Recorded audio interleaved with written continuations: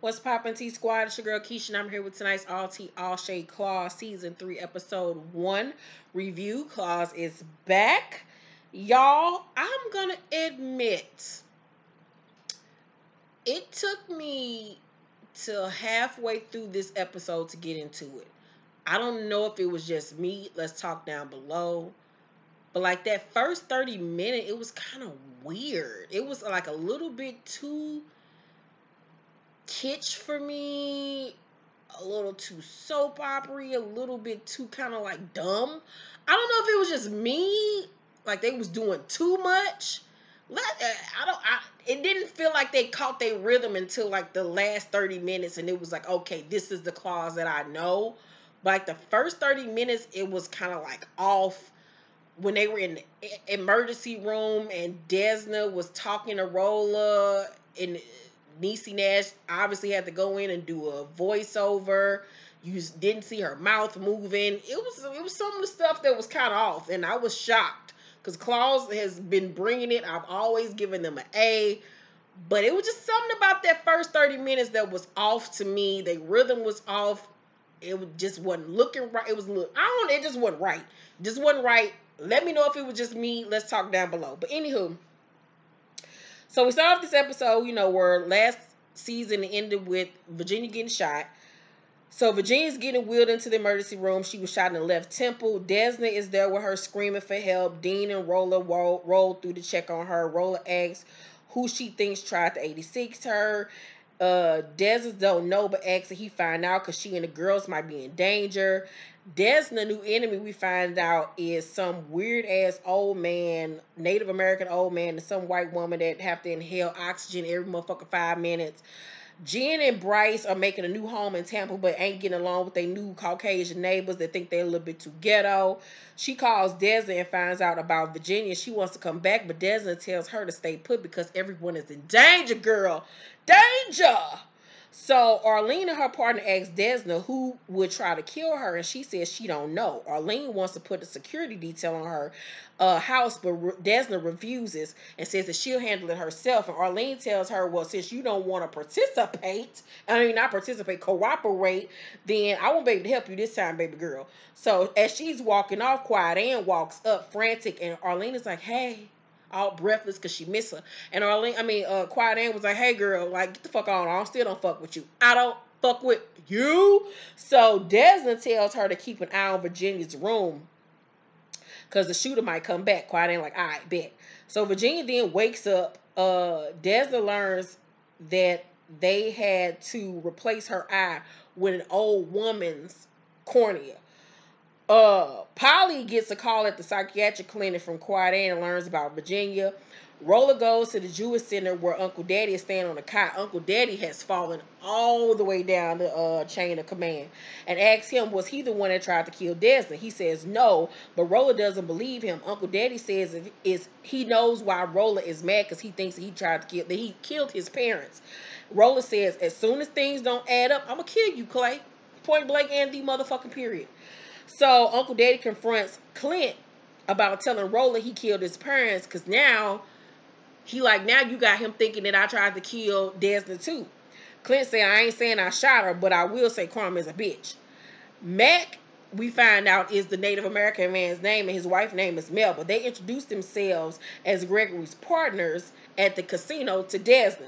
Desna's like, I didn't know he had partners, which means I own the casino, so where the fuck you two motherfuckers come from?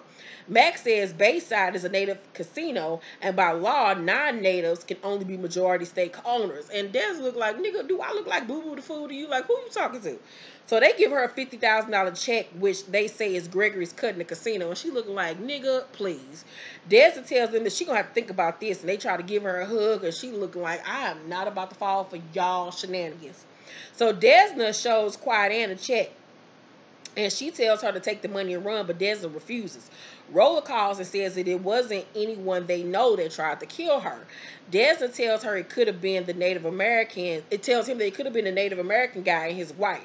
He tells her he knows some people at the casino and he'll check around. So Polly tries to escape from the fucking center psychiatric place by tying some sheets together and throwing it over a railing, and then escaping from the side of the building like she Tom Cruise in a Mission Impossible film. And the nurse catches her ass. She was like, Polly, girl, this is a volunteer place. Like, you can voluntarily walk your ass the fuck up out of here. You ain't got to be scaling fucking buildings and shit. Oh, God. So, Roller finds that the casino people are dangerous. He follows them to, like, this tarp or TP, and they beating the shit out this black woman or whatever. And we find out that the black woman worked for him. And so Polly is back out the psychiatric place. She at Desna's house cooking up a whole soul food meal, talking about her and Patti LaBelle or some shit, cousins and bullshit. You know, Polly crazy as fuck. So Dean comes over. He done caught the bus over there, and Des is like, you gotta be careful right now, because whoever tried to kill me is still out there. He like, I'm gonna be fine. Roller calls Desna and tells her about the casino people. He got the lady that was getting her ass beat in the back seat. She wake up, come to her like, who the fuck are you? She think that he might be with Mac and Melba. She roll her ass about the goddamn car and get to running. He got to follow her ass. So Desna then wakes up out the middle of the night from having a nightmare. She get up, go to the bathroom, and see that her gun is missing. So she goes outside and sees Dean. This nigga then called an Uber so he can go back to the crime scene and see if he can scrounge some evidence to find out who the fuck shot Virginia, because he about to go kill him. He got one body on him now and think he motherfucking Ice Cube from Boys in the Hood. So Dad said him get his narrow ass back in the house. He don't want to fucking listen, no. And she finally get him to get his ass back in the house, but he said he's still gonna find out who the fuck did it and kill him. And I was like, okay, Dean, I see you, nigga. So Desna asked Ken to talk to Dean, but he reminds her that I'm just a doctor. I'm not no fucking therapist. She makes him, however, do it. Ken joins Dean in the chapel and asks him how he is. And Dean tells him he needs a new purpose. No, Ken tells Dean that he needs a new purpose and suggests stripping again. Dean is like, slanging my schlong ain't gonna fix everything. He is adamant about avenging Virginia and tells Ken that he'd already killed before. And Ken looking like, what? You'd have killed somebody before. Like, he is shook. So Jen joins the girls at the hospital right when Virginia wakes up and realizes she can only see out of one eye.